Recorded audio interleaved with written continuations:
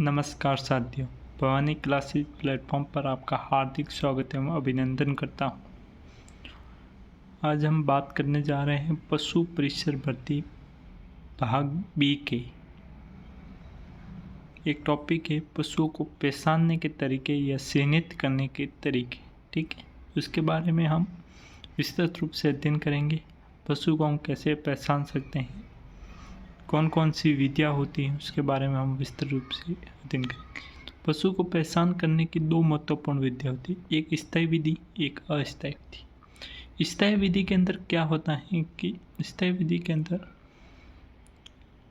विधि में संपूर्ण जीवन भर शरीर पर स्थायी रूप से एक निशान बना दिया जाता है, जिसको वो विशेष पहचान उनकी हो जाती है। अस्थायी विधि में कुछ समय के लिए पहचान बनाई जाती है, उसके बाद या तो वो हट जाती है या फिर वो कहीं गिर वगैरह जाती है। ठीक है, तो हम स्थायी विधियों की बात करें तो स्थायी विधियों में हम मुख्य रूप से तीन विधियाँ पढ़ेंगे, एक टैटूइंग, एक ब्रांडिंग और एक पढ़ेंगे हम ईयर नोसिंग। ठीक है, उसके बाद में हम टैटूइंग की बात करें तो ये मुख्य रूप से हल्के रंग के पशुओं में उपयोग में ली जाती हैं।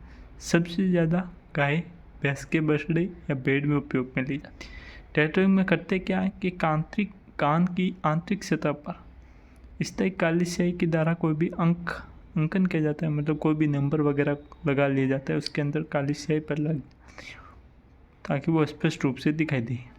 ये हल्के रंग के पशुओं में ही उपयोग में ली जाती है, गहरे रंग के पशुओं में उपयोग में नहीं लाते, क्योंकि वो स्पष्ट रूप से फिर वो अंकन दिखेंगे नहीं। और घोड़ों की बात करें तो घोड़ों का रंग गहरा होता है, तो उनके होठों पर टैटूइंग की जाती है ताकि स्पष्ट रूप से दिख सके। जो भी गहरे पशु होते हैं, गहरे रंग के पशु होते हैं, जिसमें शरीर पर तो दिखेंगे नहीं, तो उसके पूंछ की निचली सतह पर इसके अंकन किया जाता है टैटूइंग का। ठीक है, तो ये थी टैटूइंग। उसके बाद हम बात करें ब्रांडिंग की, तो ब्रांडिंग के अंदर ये मुख्य रूप से बड़े जानवर जैसे गाय हैं, भैंस है, ऊँट है, घोड़ा है, उनके लिए उपयोगी है। ठीक है, सर्वाधिक पहचान हेतु उसका उपयोग में काम में ले जाने विधि है ब्रांडिंग। उपयुक्त स्थान की बात करें तो पशु के पिछले पैर की जो जांघ वाला हिस्सा है, पैर का सबसे ऊपरी हिस्सा जांघ वाला क्षेत्र है, वहाँ पर उसके ब्रांडिंग की जाती है। ठीक है, उसके भी तीन प्रकार हैं। तो हॉट के अंदर की बात करें तो लोहे की गर्म सड़ को 2 या 4 सेकंड पशु की जांघ पर रखते हैं। ठीक है, तो लोहे की गर्म सड़ को रखा जाता है ताकि स्थायी निशान बस। केमिकल विधि, को केमिकल लेके उनका स्थायी निशान ब्रांडिंग की जाती है। कोल्ड या फ्रीजर मेथड के अंदर बात करें तो लिक्विड नाइट्रोजन काम में ली जाती है। -196 डिग्री सेंटीग्रेड तापमान पर LN2 का यूज किया जाता है। जब बाल कटे हुए हैं वहाँ पर 10 से 40 सेकंड का, जहाँ बाल कटे हुए नहीं हैं वहाँ पर 10 से 40 सेकंड का टाइम लेता है, और जहाँ पर बाल कटे हुए हैं तो वहाँ पर 5 से 10 सेकंड ब्रांडिंग का यूज करते हैं। मुख्य रूप से काले पशुओं में उपयोगी है, क्योंकि ताकि स्पष्ट निशान दिखाई दे। फिर तीसरा विधि आती है ईयर नोसिंग की।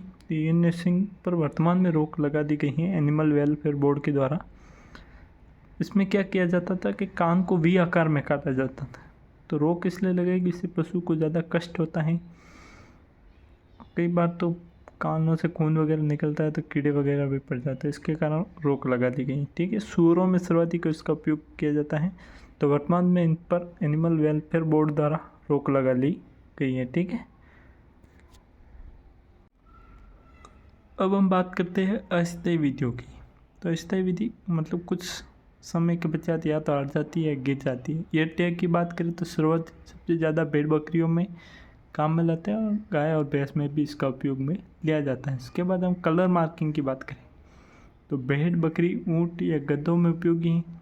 पशुओं के झुंड की पहचान में भी उपयोगी है। पशुओं का मान लो कि एक पशुपालक के बाद 50 भेड़ बकरी हैं, तो 50 को एक ही रंग से निशान बनाया जाता है ताकि उसका पहचान बन जाती है कि ये रंग के पशु उस पशुपालक के हैं। ठीक है, विभिन्न रंगों का उपयोग किया जाता है।